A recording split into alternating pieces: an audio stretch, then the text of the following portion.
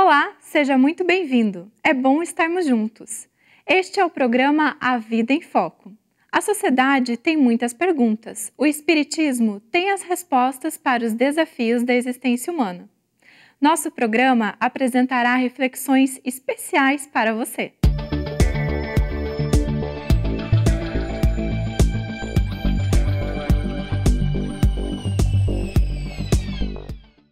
Você acha que a família, para nós, começa antes de nascermos? O lar se constitui no laboratório divino? Pois é, este assunto estará no tema da entrevista de hoje. Acompanhe a Vida em Foco, que traz também curiosidades, crônica, o Espiritismo esclarece e, para fechar o encontro, Haroldo Dutra Dias, no quadro As Pérolas do Evangelho. Você é nosso convidado especial. Fique conosco! Confira agora a crônica da semana. Estatísticas recentes apontam que 75% dos usuários das drogas consideradas pesadas, desintegradoras da personalidade, além de ilegais, começaram pelo simples uso da cerveja. Estima-se que praticamente 60% dos jovens adolescentes já tomaram aquilo que se chama de pileque ou porre, como se dizia há algum tempo. Há algum mal em se tomar uma pequena dose de cerveja ou outra bebida alcoólica? Pode ser que diretamente não haja nenhum mal. Mas será que não existe nenhum mal indireto, pelo menos? Vejamos. Um dia, ouvimos de um senador da República: não existe como dimensionarmos o custo que o uso do álcool gera para o Brasil, em função das doenças, das aposentadorias precoces, dos internamentos, da perda da produtividade, dos crimes, dos acidentes de trânsito.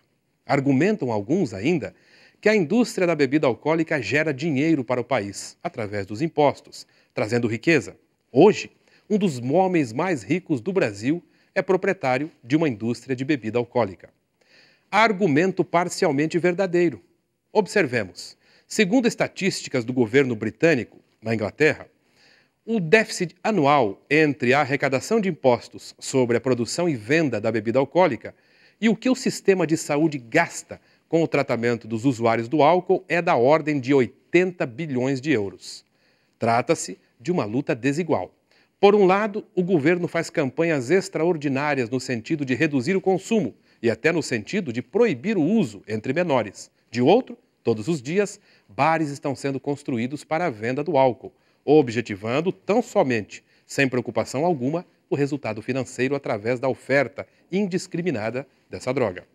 Tudo bem que você tome a sua dose controladamente, alguns até dizem que faz bem, mas na medida em que você é pai e mãe e tem sob a sua responsabilidade uma alma na condição de filho, pergunto, qual a garantia de que ele terá esse mesmo controle que você tem?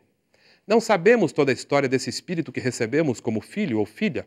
Vai que a primeira dose seja o estopim para a explosão das velhas tendências que ele traz de outras vidas. De quem será a responsabilidade? Na dúvida, pergunto, você vai continuar arriscando com a vida dos seus filhos? Tenha uma boa semana. Certamente você já viu algum filme com o personagem Sherlock Holmes. O Mundo Perdido, Terror na Noite e O Arquivo Secreto. São 14 sucessos da cinematografia internacional. O autor desse personagem inesquecível é o Sir Arthur Conan Doyle, famosíssimo escritor inglês que deixou mais de 60 histórias para desfrutarmos. Além de escritor, Doyle também era filósofo e médico. Em 1891, com apenas 32 anos, conquistou imensa popularidade ao lançar As Aventuras de Sherlock Holmes. Você sabia que Arthur Conan Doyle era espírita? Foi ele quem escreveu a história do espiritismo, traduzido pela editora Pensamento. Após percorrer os Estados Unidos, a África, a Europa, a Austrália e a Nova Zelândia, levando a mensagem espírita, Doyle ficou conhecido como Paulo de Tarso do espiritismo inglês. Em junho de 1887, aos 28 anos, se declarou espírita em carta enviada ao editor da revista Light. Em 1927, sua carta foi republicada, não deixando qualquer dúvida quanto à sua adesão ao espiritismo. Ele nasceu em 22 de maio de 1859, na Inglaterra, e faleceu em 7 de junho de 1930, também na Inglaterra. Conan Doyle inscreveu seu próprio nome na história do Espiritismo. Acompanhe o quadro de entrevista com o tema A Família Começa Antes de Nascermos?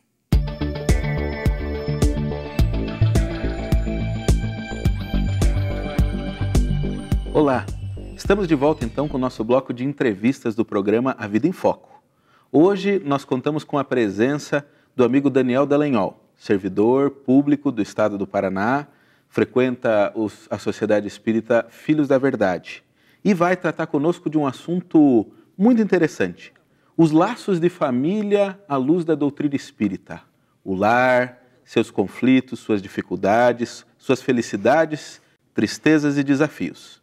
Pois bem, Daniel, olá, seja muito bem-vindo de novo. Muito obrigado. Antes, acho que a primeira pergunta que a gente tem que fazer é por que, afinal de contas, quis Deus que nós nos reuníssemos num lar? Essa pergunta é ótima, Marcelo, porque nos remete exatamente ao plano divino do que possa representar um lar.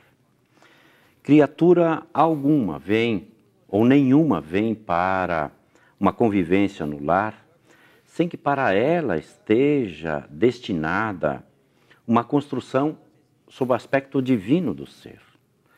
Então o lar passa a se constituir qual se fosse a escola divina com a qual Deus, o Criador, a inteligência suprema, a causa primária de todas as coisas, tem uma pedagogia educativa para aquelas criaturas. Então o lar haverá de se constituir a grande escola das almas, já que criatura nenhuma vem para o lar sem ter, em relação aos elementos que compõem o lar, compromissos de ordem espiritual. A gente fica pensando nesse sentido, mas por que então às vezes pessoas tão diferentes estão no mesmo lar? Pois é, nós estamos a caminho da construção da chamada família universal. Então, esses elementos que chegam ao lar, muitos deles aparentemente estranhos uns aos outros, para alguns, é natural que são os elementos que chegam pela vez primeira ou pela segunda vez para um convívio, e esse convívio vai se estreitando ao longo das existências corporais e a existência espiritual. Então, é natural que para uns haja uma certa estranheza, e para outros, naturalmente, há uma facilidade já nas relações. Observamos em todos os lares isso, de maneira geral.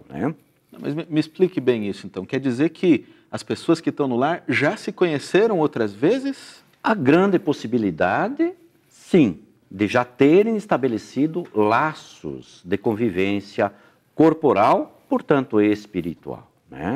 Nós, possivelmente, pelas necessidades e pela identidade com as criaturas, já estivemos juntos em outras oportunidades, compondo lares, ou às vezes aquela parentela que se associa em torno de uma família, genros, sogras, sogros, enfim, filhos, ou aquelas relações que vão se estabelecendo no curso das existências corporais, o que é normal em todas as famílias. Então é natural que somos chamados para a composição de um mesmo lar, a fim de aprimorarmos as relações ou com outros aproximarmos. E vem também, naturalmente, as questões ligadas à inimizade ou próprios essas dificuldades que se constituem, às vezes, a convivência. Acho que eu estou entendendo. Quer dizer, então, que o fato de eu conhecer uma pessoa que mora comigo desde antes não quer dizer que a gente se dê bem por causa disso. Absolutamente. Recordemos o ensino de Jesus. Em certo momento ele diz assim que os inimigos, eventualmente ou possivelmente, se juntarão embaixo do mesmo teto. Então, retornamos àquela ideia inicial de que o lar é a escola das almas, Quando a gente não se ajusta por qualquer razão com esta ou aquela criatura, a divindade nos propõe restaurar os laços com aqueles que temos dificuldades em torno de uma família, embaixo de um mesmo teto. Porque no âmbito familiar, é natural que as relações elas se facilitam, né? Pela consanguinidade, pelo trato que estabelecemos entre irmãos, entre filhos, entre pais, enfim, nessa convivência mais fraterna que o lar nos faculta.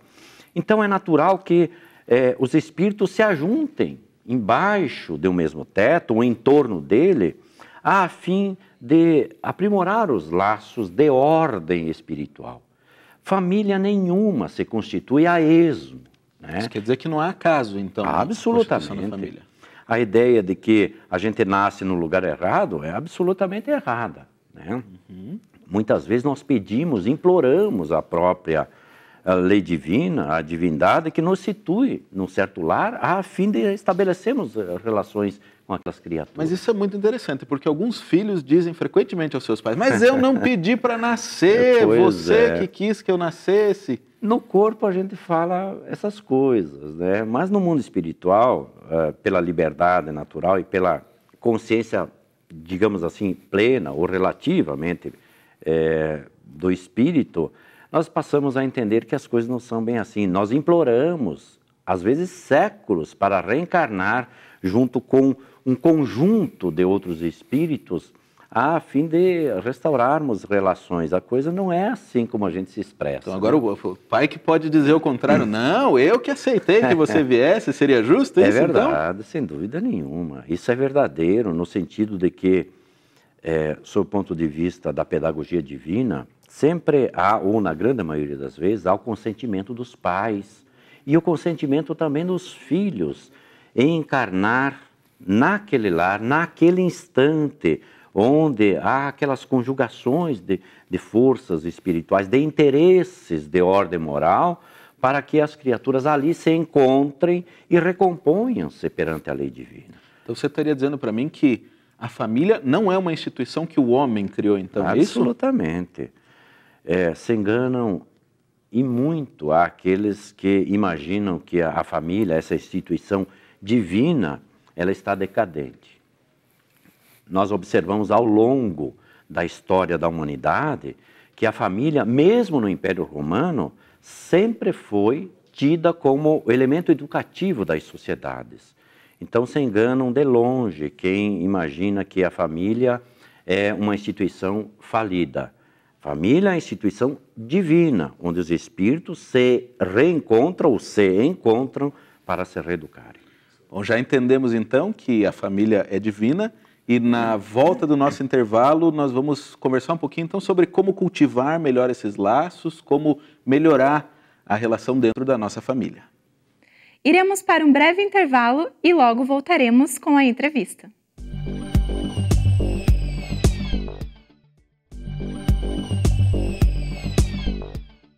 Retornamos agora com a segunda parte da entrevista, com o tema A família começa antes de nascermos? Voltamos então com a nossa conversa de hoje a respeito da família com o Daniel Dallagnol. Daniel, antes de ir para o intervalo, a gente prometeu então que ia falar um pouquinho sobre como melhorar as relações dentro da família. É sabido que as sociedades que funcionam melhor, que têm um índice maior de satisfação, de felicidade dos seus membros, são aquelas que justamente cuidam muito dessa instituição família. Existe alguma razão para isso?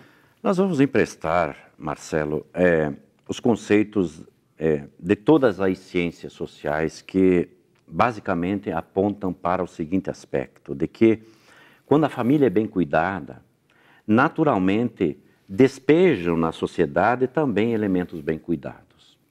Então, esses elementos que se formam corretamente dentro dos lares, é natural que vão funcionar também muito bem na sociedade. Então, esse é um conceito, princípio das ciências sociais, de que os elementos bons que se formam dentro dos lares serão igualmente bons na sociedade. Ora, por um aspecto natural, na medida em que nós temos famílias mais bem estruturadas, é natural que teremos sociedades igualmente mais bem estruturadas. Então, ao cuidarmos bem da família, é natural que estamos cuidando de uma forma mais expandida às sociedades que vão viver esses elementos mais bem cuidados. Quando você me fala assim nessa ideia de formação, eu fico pensando que quem tem realmente a tarefa de formação na família são os pais. Sim. Como é que a gente pode entender essa... Primeiro, é uma missão mesmo que os pais têm? Sem dúvida nenhuma. Nós já estamos no tempo de sermos missionários no campo da educação do lar, né? Nós já temos os elementos educativos, né, pedagógicos, já despertos na nossa intimidade, que nos dão a condição de sermos missionários dentro do lar. É natural que trazemos porções, né, no campo das expiações, mas trazemos porções já no campo das missões também. E o lar se constitui efetivamente o ambiente de melhor experiência neste campo das missões, né? E nós sabemos que o lar é o lugar da educação, né? Diferentemente do que às vezes se entende que seja a escola, né? A escola não tem a obrigação de educar, mas o lar sim. E os pais, fundamentalmente, pela responsabilidade espiritual em relação aos filhos, têm por primazia essa questão, essa porção missionária de levar os filhos a um processo educativo. Mas não é só os pais na educação dos filhos, há um processo de interação, né? Eu acho que hoje as famílias, a gente sabe que tem composições muito diversas. Perfeitamente. Então, acho que é importante fazer alguma ressalva. Quando eu estou falando de pai, mas e a família que não tem lá a figura do pai, da Sem mãe? dúvida nenhuma. Também segue algum plano essa família? No Brasil, as estatísticas dizem que cerca de 22% dos lares têm como provedora e educadora principal a mulher, só ela. A família, ela se constitui nessa proporção exatamente desse elemento novo, que é exatamente a mãe exclusivamente dentro do lar, como educadora, né? Então, é natural que nós olhamos para a questão genérica sendo lar, não necessariamente para a composição de gênero. Né? Então, pelo que eu estou entendendo, a doutrina espírita não tem nenhum preconceito em relação ao lar ser formado só por pai, só por mãe. Absolutamente. Até porque esses papéis não é mais o momento só do homem ser o provedor do lar, né? A doutrina espírita corrobora com a ideia de que a mulher também se constitua para que ela experiencie neste campo profissional também em provedora e que o pai de gênero, né, ele também experimente as porções de responsabilidade do lar. Então, a ambos é deferida a responsabilidade divina, superior, espiritual, moral de educar os filhos. Então, essa responsabilidade pelo crescimento me parece muito grande. Sim. E ela se faz, é claro, pela afinidade entre as pessoas. Sim. Mas a minha impressão é que ela se faz muito a partir das diferenças. Sem dúvida. Como podem fazer os pais para tentar aproveitar as diferenças que existem na família como uma fonte de crescimento também? Esse é o grande desafio dos lares constituídos hoje, porque sabemos que os espíritos que estão chegando para os processos encarnatórios, eles também trazem uma bagagem diferenciada, né? Então é o grande desafio que às vezes observamos alguns desajustes nas condutas, né? Exatamente pelo fato de que os pais às vezes não se dão conta ou não estão à altura desse processo educacional, eu diria novo, né? Mas que pouco a pouco vai se ajustando. Então, diríamos que é um desafio mesmo hoje estabelecer uma linha educativa contemplando as diferenças no lar. Porque é natural que os espíritos que chegam com bagagem diferente. E essas diferenças, elas tendem a formar um caldo igualmente onde as diferenças precisam ser contempladas. É o desafio educacional do presente momento, né? Você está me dizendo então que tolerância e flexibilidade são indispensáveis nesse processo? Sem dúvida nenhuma. Contudo, nós não podemos colocar nesse campo a conivência com certas distorções de ordem moral, de ordem espiritual. Os espíritos que chegam ao lar precisam de referências. Essas referências educativas, essas guias, precisam ser dadas pelos pais. Não é pelo fato de que notamos uma sociedade mais tolerante hoje e algumas vezes extremamente conivente, é que nós vamos trazer isso para dentro dos lares. Quem tem que estabelecer linhas seguras, guias seguras, são os pais, atentos à responsabilidade educacional dada exatamente a contribuição moral que eles devem ter em relação aos filhos que lhes chegam. Bom, Daniel, você é pai, eu sou pai. É verdade. E às vezes a gente anda numa linha tênue aí entre a intolerância, a tolerância, a conivência, como você diz. Como é que nós, pais, conseguiremos acertar esse ponto? Qual é o sentimento, qual é o móvel que pode nos levar a fazer sucesso na nossa família? Essa pergunta ela é extraordinária, Marcelo. Nós poderíamos responder objetivamente. É o sentimento do amor. Né? Quando nós colocamos no cadinho do lar, né, as nossas disposições interiores no campo do amor, vamos acertar sempre, com certeza. Então você convida as pessoas no lar a viverem esse amor. Sem dúvida nenhuma. Quem nos convida é o Cristo, né? Nos propõe a vivência desse sentimento sublimado. Então fica esse convite a todos nós, que nos amemos mais no lar também. Agradecemos você que acompanhou. Se você quer falar conosco, mandar perguntas, sugestões, dúvidas, precisar de algo que possamos ajudar, contato@avidaemfoco.com.br. Muito obrigado, Daniel. Eu agradeço, Marcelo. Convido para acompanhar o quadro O Espiritismo Esclarece. Alberto Marini, Ponta Grossa, Paraná. Jesus mandou mesmo dar outra face quando nos batessem na face direita? É interessante, não é, Alberto? Precisamos compreender bem o sentido profundo desses ensinamentos do Senhor. Sim, ele disse isso no Sermão da Montanha. Jesus teve a preocupação de nos mostrar que não se tratava da face física, o que seria um absurdo, mas sim da face psíquica. E hoje, com André Luiz, nós passamos a compreender melhor o que isso significa, como nós encontramos no livro No Mundo Maior, que veio à baila, foi publicada, sua primeira edição, em 1947. Décadas depois, nós vamos encontrar em obras de estudiosos famosíssimos como Steven Rose, na sua obra O Cérebro Consciente, quando ele cita o trabalho de um companheiro seu da neurofisiologia, o MacLean, quando ele nos diz que o cérebro pode ser dividido em 3 partes: o reptiliano, o sistema límbico e a região neocortical. O reptiliano é o lado animal da nossa personalidade. São aquelas reservas que nós trazemos ao longo dos milênios que estão no mundo dos nossos instintos. Quando a gente passa a raciocinar e a controlar as emoções, nós acionamos o sistema límbico. Quando nós elevamos os nossos pensamentos, quando nós engrandecemos os nossos sentimentos, a gente aciona a região do neocortical. Portanto, quando nós somos agredidos, a primeira parte da nossa cerebração que se envolve na questão é o reptiliano, é o lado animal da nossa personalidade. E quando nós então somos agredidos, que temos a tendência para responder instintivamente de maneira grosseira ou violenta, a gente raciocina, a gente controla as emoções, ou seja, a gente conta até 10 e vamos então solicitar a parte nobre da nossa organização cerebral, da nossa personalidade, uma resposta compatível com as nossas necessidades físicas e espirituais. Então, quando Cristo nos pediu que nós dessemos a outra face, é simplesmente isso, muito fácil de entender. Bateram na nossa face direita, a gente dá a face esquerda.